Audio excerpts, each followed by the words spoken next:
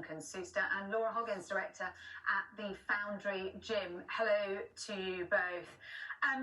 Welcome news, long-awaited news yesterday, Duncan, that rugby will return at the end of March.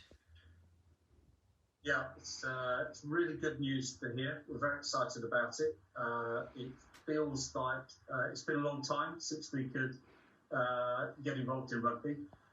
But we are still cautiously optimistic about the situation because there wasn't a great deal of detail provided, and we are obviously waiting for our governing body, the RFU, and in fact our county body, the Dorset Wilts RFU, to give us more details that we would need to apply ourselves.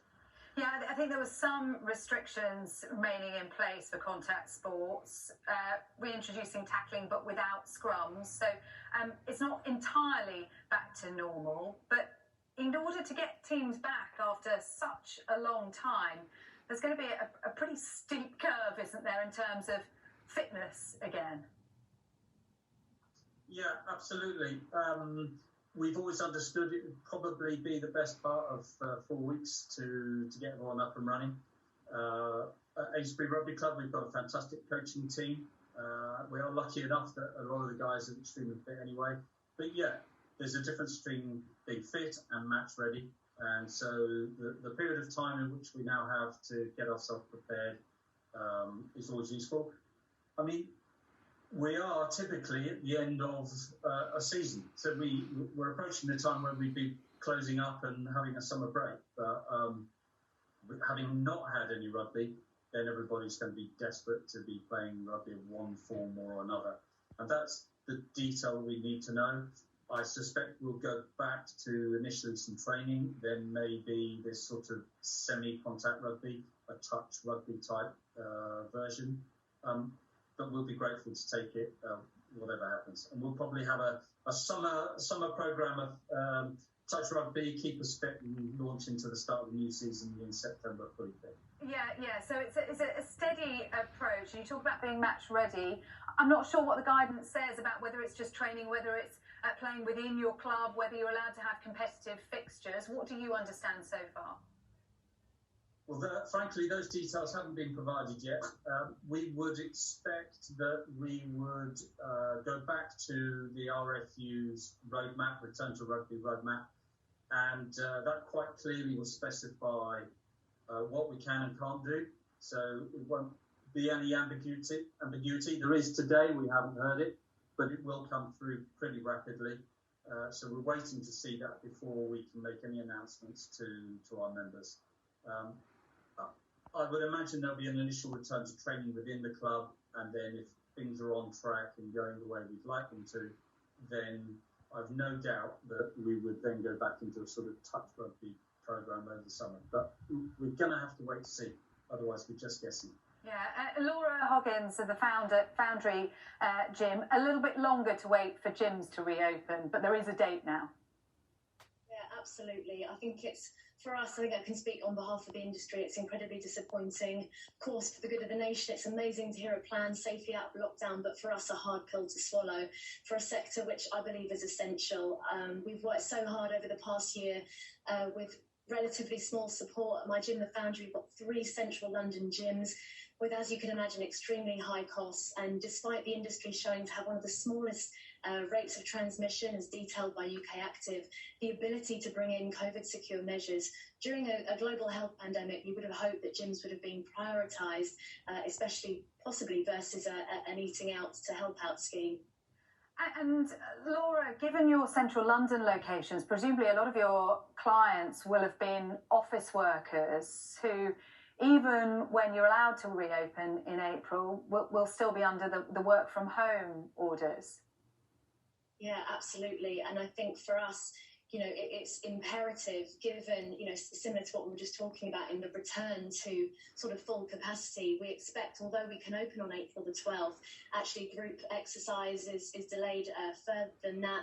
And actually for us to become commercially viable, we need to be at full capacity. So as soon as we open, the costs come back in full force. And as you say, there could be some members or people that have moved out of London, and we really need the city to be buzzing again, to be able to have the ability to lead our business and to try and support the health of the nation. And in terms of the criteria for reopening, it is individual exercise only, so that means no classes for now. Yeah, correct. Similar, we'll wait to see the full guidance from our governing body, UK Active, but with the social distancing measures that will still need to be in place, we're not allowed to mix in households. We still will be more of an individual basis with group exercise, hopefully coming, we believe, to the mid towards the end of May. So yeah, we very much look forward to that. I guess on behalf of the industry, we would call upon the government to really put some support behind a work out to help out scheme, because I think at this time, not just for our physical strength, but for our mental health as well, we really need it. Yeah, it's a really, really good point, isn't it? We talk about the physical benefits, but the mental health benefits, Duncan, as well, of sport, whether that be individual exercise in a gym or playing a team sport with your teammates, really quite profound. Yeah, absolutely. You know, all clubs all the way across the country, it's not just us, are going to be affected by this lockdown and not being able to play.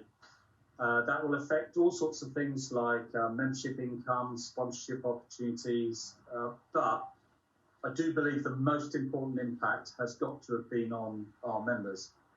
Obviously, the players, they're not getting to run around at the weekend, but also the people involved in running the club, the volunteers that make sure the game happens at the weekend. They do it because they're just passionate about the game. I was lucky enough to play for the best part of 20 years, but I'm enjoying putting something back into the game that keeps the cogs ticking over. And I've really, really missed that, and I know that a lot of people in the club have too. And in particular is for the youngsters that we've got on board. They're at home all day doing their study work, and you really want them to be out and about of an evening or at the weekend, throwing a rugby ball about, and they can't go and do it. So I'm hoping that with the youth section that we'll be able to get them back, along with them returning to school, if that's allowed. Again, got to wait and hear what the RFU said. And I know many members of the rugby club see the club as an extended family, and they take a lot of strength from being part of a team programme, and that's been taken away from them. So, yeah, we're looking forward to it, and I'm just desperate to see those people running around throwing the ball about out on the paddock. Yeah, I know my weekends are normally dominated by the rugby club and the football club, and my kids are desperate to get back. What about for your clients, Laura? What will it mean for them to get back into the gym and back training again? Yeah, I think it means everything. At the Foundry, our tagline is "Where the strong belong," and it's that element of belonging. And I can really sort of relate to what you were talking about in terms of rugby. You know, yes, it's fitness, but it feels like that team sport. And what we do is we provide that safe space. We facilitate a guided place where people can improve their health and fitness. And at the moment, you know, we're delivering online and we're doing our best to adapt. But that 1 hour that we're delivering that PT session online, that could be the 1 hour per day that they get to interact with anyone. So just to be able to come back into that third space that isn't your work or your home, and just be able to have that level of escapism and of course, focus on working on our physical and mental health. Laura Hoggins, the Foundry Gym, and Duncan Suster of Amesbury Rugby Club, thank you both very much indeed, and good luck leading up to those reopenings.